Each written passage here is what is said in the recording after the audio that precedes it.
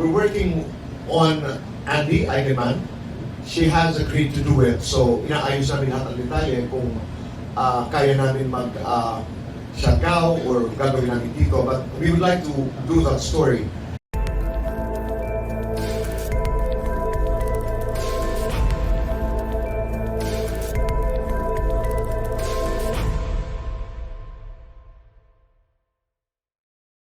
What were some of the highlights sa conversation nyo with Luis? Ano po bang pwede nyo i-share? Madami. Ngayon lang habang pinapanood ko, I knew that Vilma was going to be present. Pero hindi ko alam that she was going to be present all throughout. Akala ko kasi she was going to come in and do the surprise. Tapos we will do a short conversation, and then I'd sit down with her separately. Sila ni Ryan Christian. I was surprised, but I'd like to pay tribute to the creative staff of my mother, my son. That was a surprise. Ano ba ang merong mga panahon, halimbawa, that thank you. Sasabihin ni Luis halimbawa na yung nanay niya may pagka-hypochondria. Pag nung nakaraang COVID, pag sinasabi niya, ano ang temperature mo anak? Si Ryan, halimbawa. Pag halimbawa 37, sasabihin nila, ma, 36, 36.5. Kasi she worries. Sabi nga ni Luis, tawag dito, sipon pa lang, cancer na. Nanay na nanay.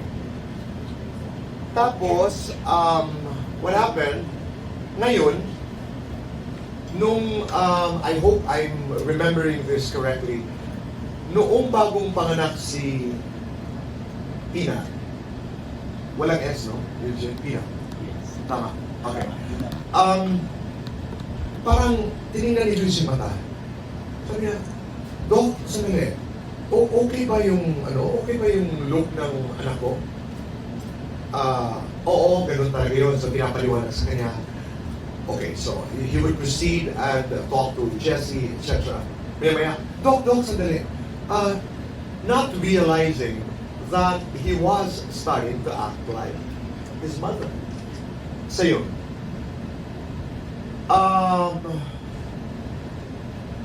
That was memorable.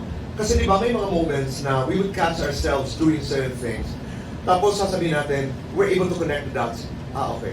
Ganito naman pala talaga ang nanay. Process of decision making, for example. Yung proseso rin ni Luis,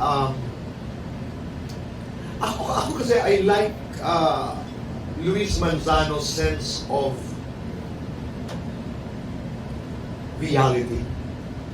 Yung it is what it is. Ito yun. Kasi napag-usapan namin dito sa conversation na ito. I'm not aware of what's going to be part of the special. Kasi medyo mahaba yung aming conversation. Halimbawa yung mga panahon na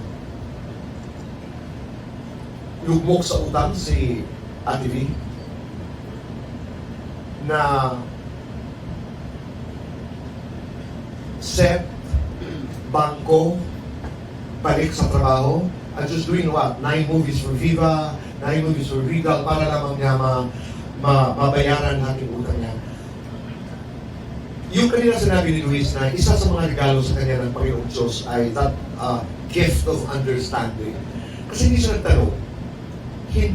nagtanong, hindi siya naghanap, naiintindihan niya. I was trying to probe into, sana umpisa yun, bigla ka na lang nakaunawa, bigla mo na lang naiintindihan ang nanay mo. Sabi, hindi talaga ako naghanap. Ito boy, kasi si V, in one of my interviews with her, kung meron siyang, I don't know if she used the word regret, no? I'm not sure. Pero time talaga. Sana nagkaroon ako ng mas maraming oras kasama ang mga anak ko. Pero swerte siya na meron siyang mga anak na nakakaunawa. And there were a couple of other surprises na parang nakakabigla lang, na parang akala ko, alam ko ng buhay ni Ate V, ni Luis, may mga moments in that interview. That's why I start my interview with that blank canvas. Actually, ang hindi na isali doon ay sa blank canvas, I ask you a question, I listen, I write, and then I take it from there, I follow up, I ask, I listen, hanggang mapuno lahat yung mga papel na yun. So, yung kwentuhan na yun, depende kung saan ako dadalhin ni Luis. Depende kung saan ako dadalhin ni Luis. Okay. And for my second question, may mga nakapila na po ba for the mga future We're working, Robert, we're working on Andy Eigenman. She has agreed to do it. So, inaayos namin lahat ng detalye kung kaya namin Siargao or gagawin namin dito. But we would like to do that story. I spoke to Erickson about Julia Montes. That's a compelling story. Positive din yung response. And we're working on Jillian Ward. So we're in the middle of conversations. Anim ito a minimum of 6. We don't know where it's gonna go. Kaya nakabukas lang, once a month. Pero yun yung mga kinakausap namin. Maaring, uunahan ko lang talaga, may nagtatanong, baka naman wala. Sabi ko na. The reason I'd love to do BMB. I'd love to do BMB. But I am very sensitive to the condition of Chris. Hindi ko alam kung, but I will be in touch one of these days. Kung meron akong finale episode, I'd love to be able to talk with my inaanak. I don't know if it is possible. I don't know if it's workable, pero susubukan namin. Oo, pakikiramdaman namin. Because I'm also very sensitive to the condition of Chris. I haven't had a conversation with Chris after, my interview with her in February. Hanggang kumustahan lang, I am in touch actually with Ben and Alvin. Would you consider telling your story in the show, and if ever? Oh, yes. Sino yung gusto niyo mag-interview sa'yo? Or would you do it by yourself? Hindi siguro. Jessica Soho. I would probably ask ang kaibigang Jessica kung pagbibigyan niya ako. So, kung pagbibigyan niya ako. Yung una mong stories about Luis, diba? Is it possible kaya magkaroon pa rin ng story about the son of Noro Honor? Even if we parang naniniwala yung iba na it's not a very positive story. Alam naman ang lahat ng story ng Noro Honor. Pero could you bring out something positive out of the story of Noro? Hindi naman.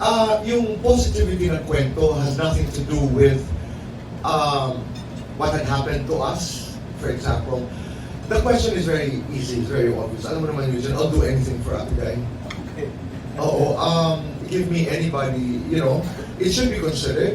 Nag-uumpisa tayo dito sa first season, ika nga ng anin. Malay mo, ang pangalawa will open with, the many plans. Kasi hindi mo naman pwedeng dulo sa dulo dahil may mga nakaplano na. But it was discussed.